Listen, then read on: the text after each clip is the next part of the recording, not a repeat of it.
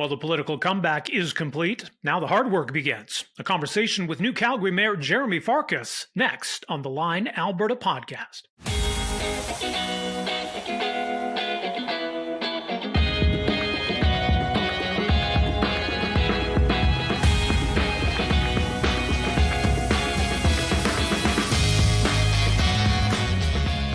Hey folks, welcome to the Line Alberta Podcast. My name is Rob Breakenridge. Great to have you along with us this week. We're just over a month removed from the municipal elections that occurred across Alberta. One of the more interesting storylines in all of those elections was what happened in Calgary and the successful political comeback of one Jeromy Farkas, who is now the new mayor of the city of Calgary. Prior to 2021, Jeromy Farkas had been a city councillor. And it was a city councillor who at the time had a reputation for being combative and feisty and a bit of a lone wolf, or maybe not a team player, maybe a more hard-line, small C conservative. He contested for the vacant mayor's chair in 2021, ultimately losing it to Jody Gondek. Well, following that race, Jeromy Farkas stepped away from politics, stepped away from the political spotlight, got involved in the public sector and some community initiatives, but a lot of it for him was a journey of self-reflection and maybe self-discovery, a bit of a political evolution when it came to Jeromy Farkas, who he was, how he approached politics, how he approached dealing with others in the political realm. Well, that all led to a political comeback as Jeromy Farkas re-entered municipal politics, decided he would once again run for mayor in the city of Calgary. Now, what was different in this go-around, of course, is the fact that now in Edmonton and Calgary, you have municipal political parties. And Jeromy Farkas opted not to attach himself to one of these political vehicles, while some of his more high-profile opponents did. So that's part of this whole story, I suppose, too, the role the political parties played or didn't play in the municipal elections and the outcomes in Edmonton and Calgary. Remember, in both cities, in fact, the elected mayors were not affiliated with a political party. But Jeromy Farkas did indeed prevail in that election in Calgary. It was close. It did need a recount before that was finalized and verified and certified. But the end result is that the political comeback is complete. And Jeromy Farkas is indeed now the mayor of Calgary. So I had an opportunity to sit down with Mayor Farkas to talk about his own political journey and evolution, how he's approaching the job now, maybe versus how he might have approached it 4 years ago.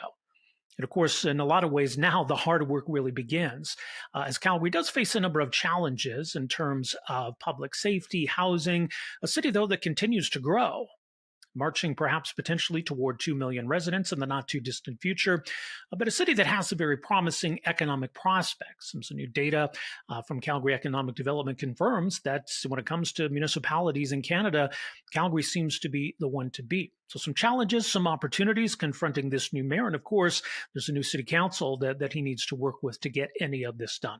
So I had an opportunity, as mentioned, to sit down with the new mayor to talk about his comeback, his priorities, some of the opportunities and challenges facing the city of Calgary. Here's that conversation. Well, we are very pleased to welcome into the Line Alberta. He is Calgary's new mayor, Jeromy Farkas, joining us here this week. Mayor Farkas, so great to have you with us here. Welcome to the program. Hey, Rob. Thanks so much for having me again. Yeah, what a whirlwind it has been for you, for sure. And not even really time to catch your breath. I know there was a little bit of uncertainty right after the election as they did the recount and, formalized the results. And then, you jump right into it, it feels like.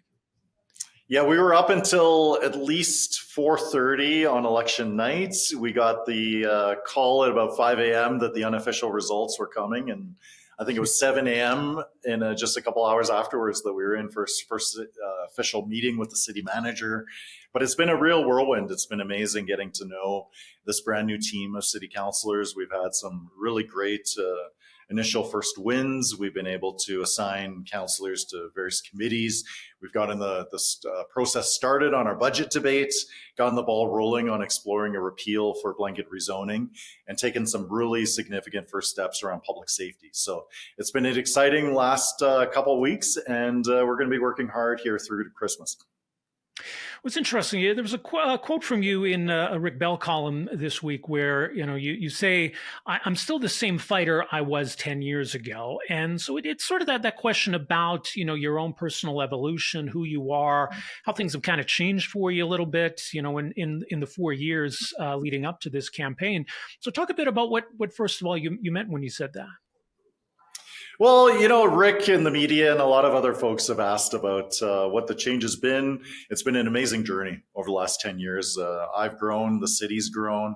I've had a lot of opportunities as a city councillor, as a not-for-profit leader, but also now as mayor of an amazing city like Calgary to be able to not just fight against something, but fight for something. And when it comes to the work that needs to be done here every day, it's around public safety. It's around affordability, controlling spending, getting things like zoning rights, but also working in more genuine partnership with our not-for-profit sector to get ahead of some of these issues. So I've been really blessed by the amazing opportunities that Calgary has given me. And on behalf of our brand new team of city councillors, we've been working really hard to be able to get out of the gate strong to be able to address these concerns. Yeah, and I know the challenges are different now than they were 4 years ago. You think back to what it might have been like had you won that race 4 years ago, how you might have come in, approached some of these issues, and sort of, having that time to reflect and grow, and how you've approached it now. Do you think there's a noticeable, or would have been a noticeable difference? Well, it's hard to get into the hypotheticals, but for me, I'm so excited about where the city is going. Our next term on council here, we are going to be the mayor and city council to welcome the 2 millionth Calgarian.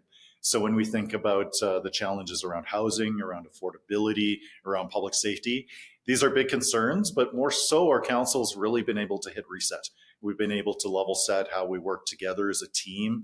Of course, there's going to be areas of disagreement. We're not always going to agree on every single issue, and that's really healthy. That's what you're expecting from a high-performing board or company. But the foundation is there, right, in terms of being able to work collaboratively, even where there isn't necessarily 100% agreement. And it's also a level setting and reset with the city administration. A big focus for all of us is holding city administration accountable, but working as well in more genuine partnership.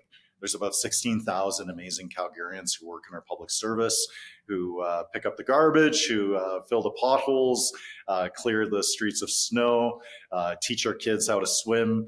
It's so amazing working alongside that broader team. And then the reset also extends up to the relationships with the other orders of government. We've had some really great first discussions with the Premier, as well as her various ministers involved on the municipal file, as well as with the Prime Minister personally. And most recently, a couple days ago, I hosted the Federal Finance Minister right here at City Hall to be talking about ways that the other orders of government can help step up to help solve Calgary's challenges, specifically around public safety, around affordability, housing, and infrastructure. It's interesting as you come back into City Hall, and there's I'm sure some familiar faces and some you've worked with at the council table. There's also some new faces, some who are just learning the ropes. So just in terms of getting to know everybody, trying to form some working relationships, and that's the nature of municipal governance, right? You need to be able to work with other councillors. So what's that been like over the last few weeks? Well, I really see the role of mayor to be a bunch of different things at once. Traditionally, the public thinks of the mayor as the quarterback. When there's a big issue, the mayor helps get that file or that solution or that issue across the line. That's true, but I think also in my role, having served on council before, I get to be a bit more of a mentor. I get to be a bit more of a coach to be able to help identify what the interests are of all of these other city councillors and give them the opportunities to go to bat to be able to solve these problems, not just for their specific ward, but also bring their skills and their expertise to the table. So when we think about just committee assignments, who's assigned on planning and development matters or community services, we have such a great bench strength of skills and talents and expertise in these city councillors where, the mayor doesn't have to go it alone. The mayor is part of a team. Of course, in some ways I'm the captain, but it's very much a collective effort. It's much more we than I, and that's the approach that I'm going to be taking, but also collectively that we're going to be able to show Calgarians over the next 4 years that we can rise to this moment of welcoming that 2 millionth Calgarian in a way that it's a good thing for a city rather than something that takes away existing housing or infrastructure services. Yeah, and you alluded to priorities, and I know circumstances can often dictate priorities, and councillors are also coming in with their own priorities. As you see it now, based on what you had identified as priorities, what do you think are the biggest challenges? What's at the top of the agenda right now? Yeah, so on Monday, we're going to be moving right into our first budget debate. So we're inheriting the tail end, year 4 of a 4-year process that the previous mayor and council agreed to. The typical homeowner is set for about a 6% property tax increase, or at least that was what was proposed and approved by the previous council. We're going to be looking at ways that we can reduce that increase by at least half. So if we can half the increase that Calgarians are facing, that's a big way that we can step up to assist around affordability. Really keeping the fiscal discipline is a top priority for a large group of us, if not all members of council. Number 2 is through that budget process, the way that I'm looking at this is if we can bring down the budget to a 0% increase and then look very hard at, say, the public safety investments, things like increased transit officer presence, police service, but also things like day spaces, collaborations with our nonprofit and social sector, that amount of the increase is justified for Calgarians. So if we go to Calgarians and say, we are going to ask you to absorb this level of increase specifically for public safety, we think that that's the way to go about it, because through the course of the campaign, we did hear a lot about taxes and affordability, but we also heard about public safety, social disorder, the need to get ahead on these issues, not just be tough on crime, but even tougher on the causes of crime, supporting investment around social services, addictions, recovery, treatment, mental health, housing first.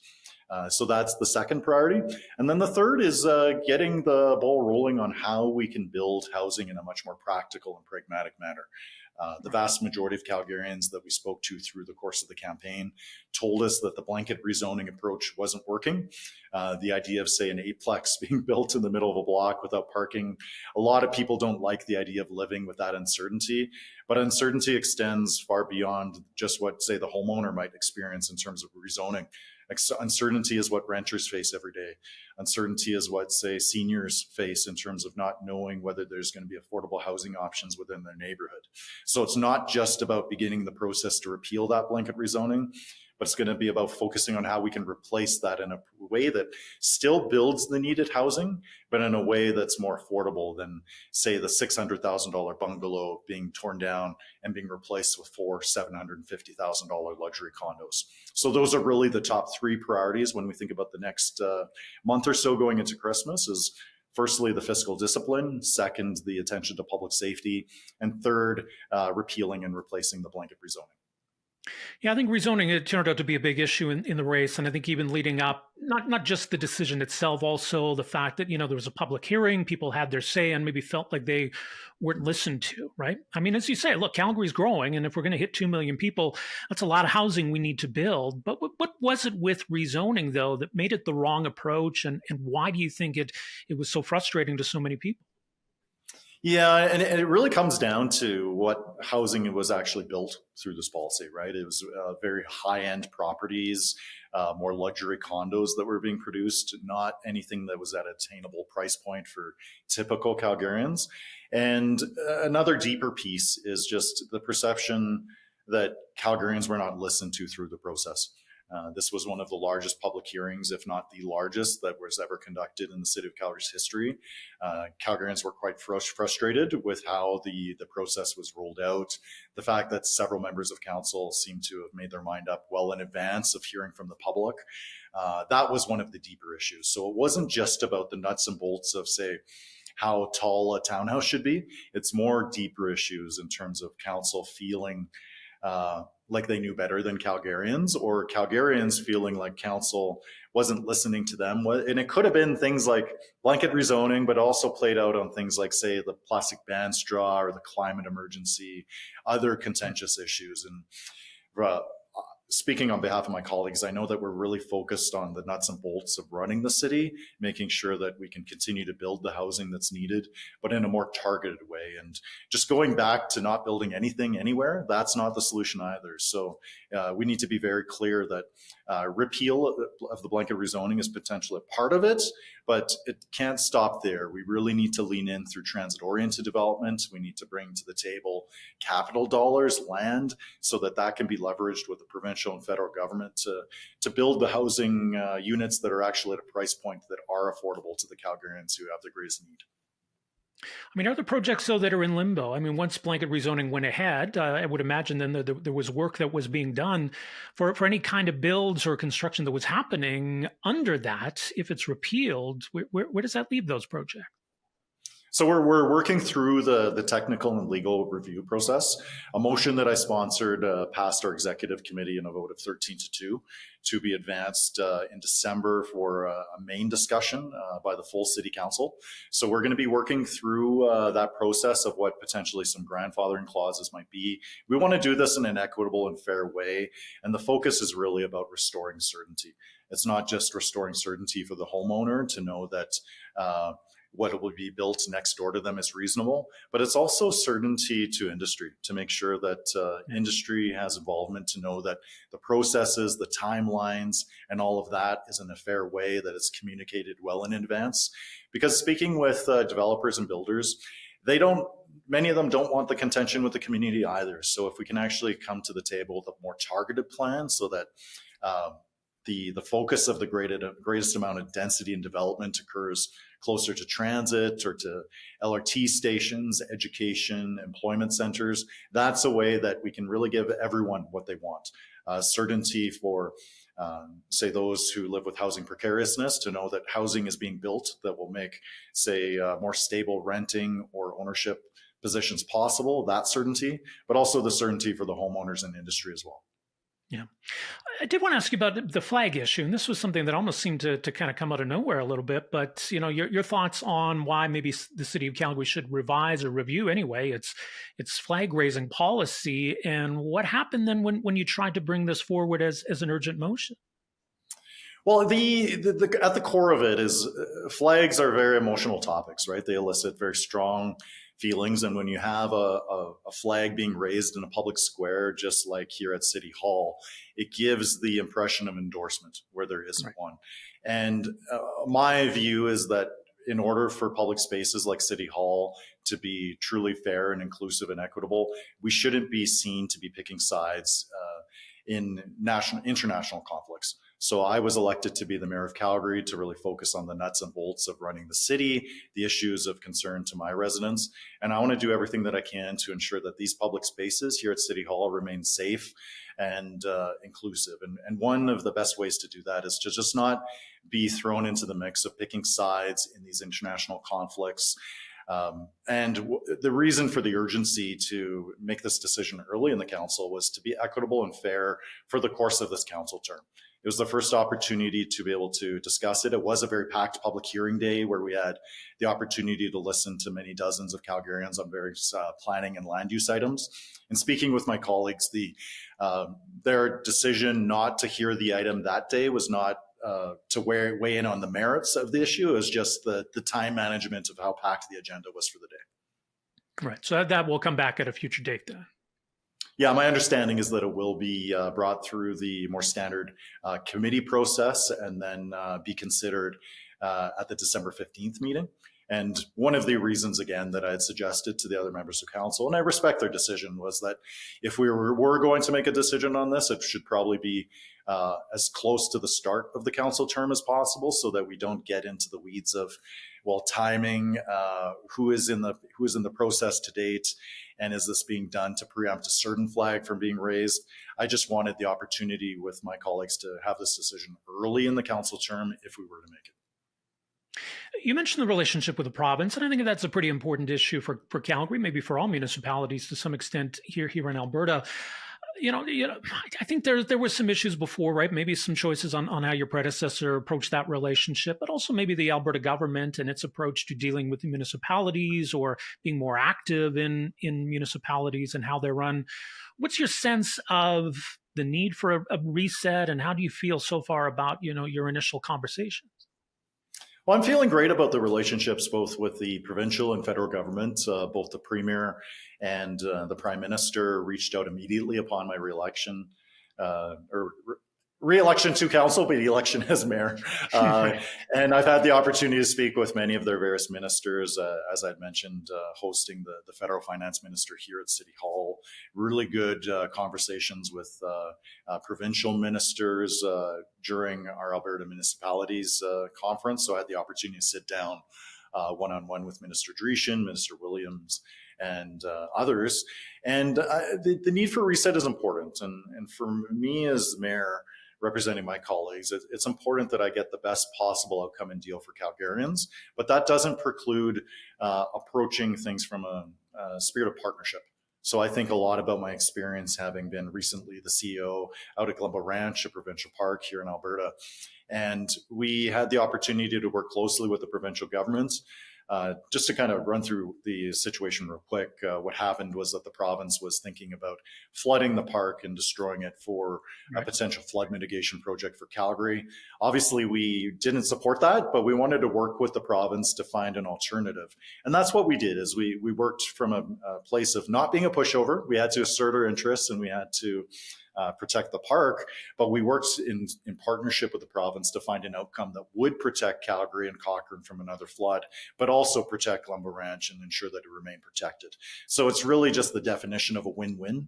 And that's how I'll be approaching, on behalf of my colleagues, the relationship with both the feds and the province, so that we can get the best possible outcome for Calgarians, to lean toward those partnerships, but not to be afraid to push back when it's not in their interests.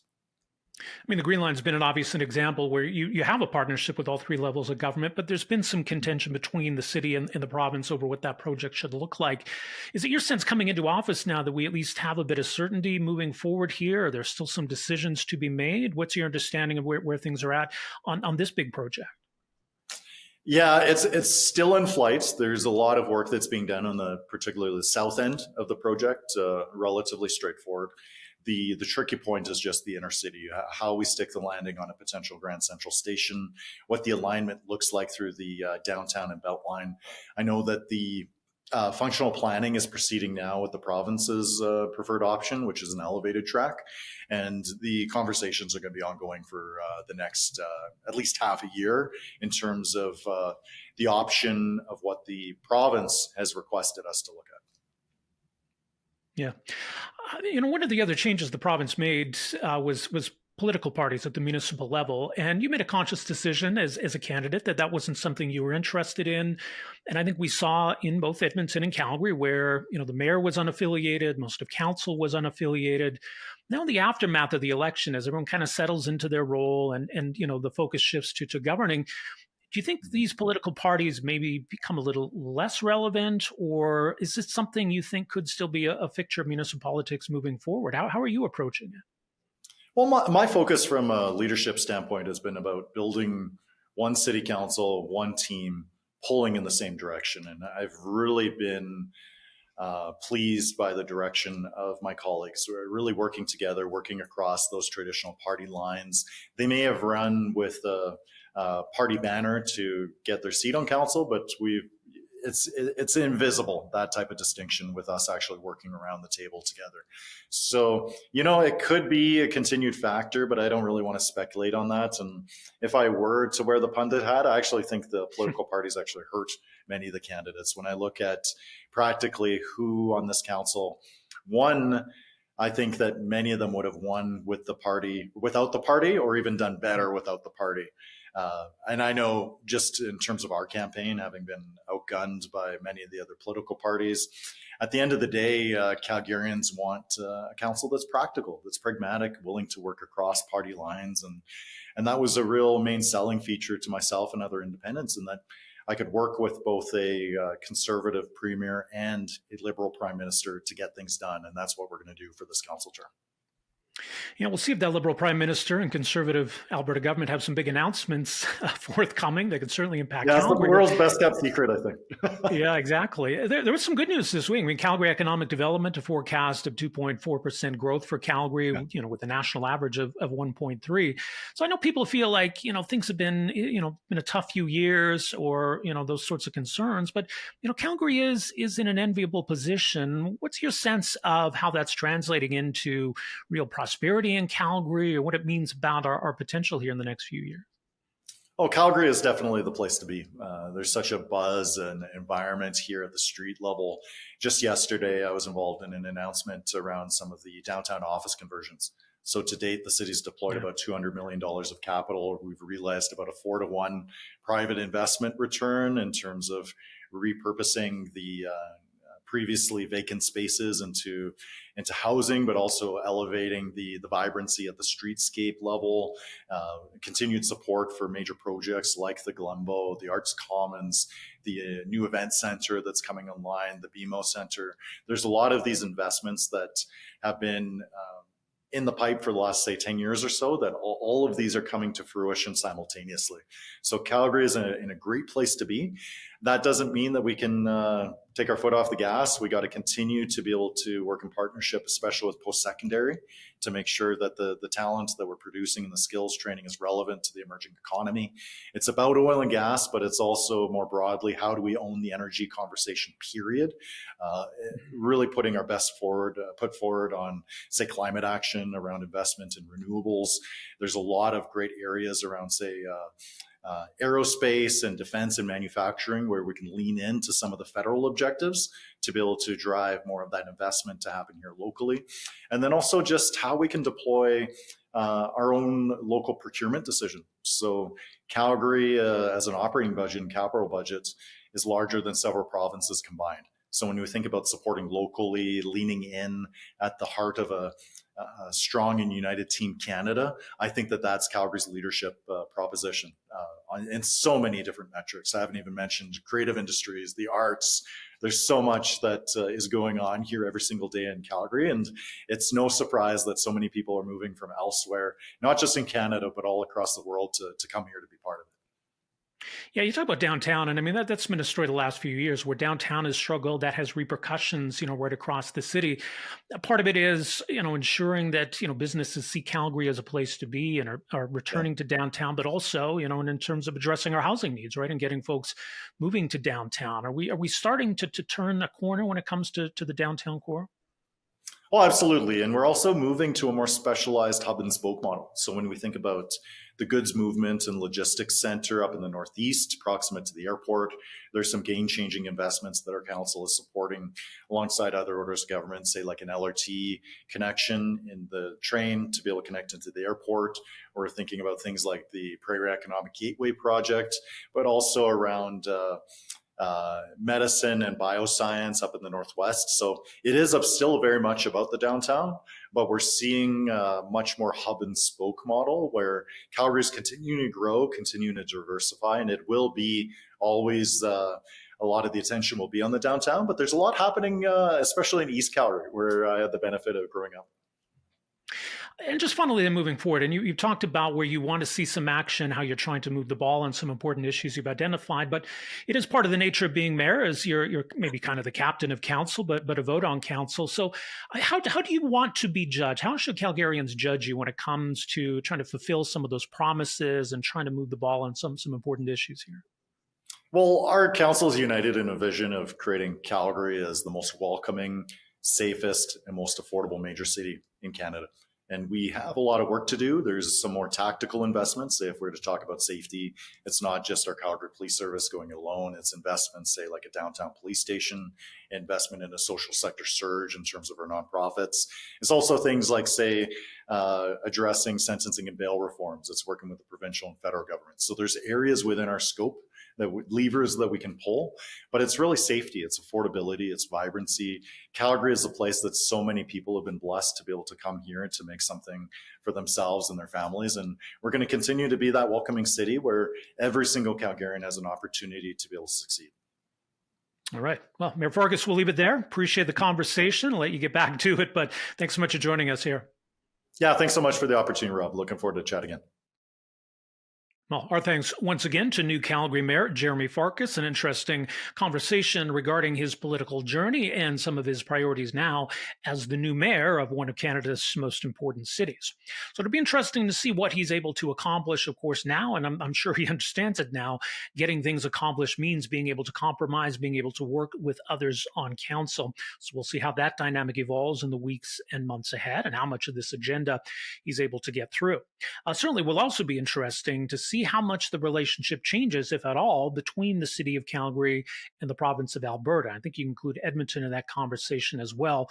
Over the last few years, I think things have been tense at times between the Alberta government and Alberta's two biggest municipalities. And perhaps there's blame to go around, both in terms of how the mayors of the respective cities approach that relationship, but also how the Alberta government approach that relationship, and steps seen as perhaps infringing on municipal jurisdiction or trying to insert itself into a lot of the decision-making process at the municipal level. Of course, Calgary is unique in having the whole situation with the Green Line and just how contentious things got between the city and the province, to the point where that project was at one point in real jeopardy. But it does appear as it is moving forward, although, as the new mayor says, still some issues to sort out before it finally crosses the finish line. Don't forget, you can follow us, subscribe at our website, alberta.readtheline.ca. My name is Rob Breakenridge. Thank you so much for joining us on this week's episode of the Line Alberta Podcast. We will talk to you next week. Take care.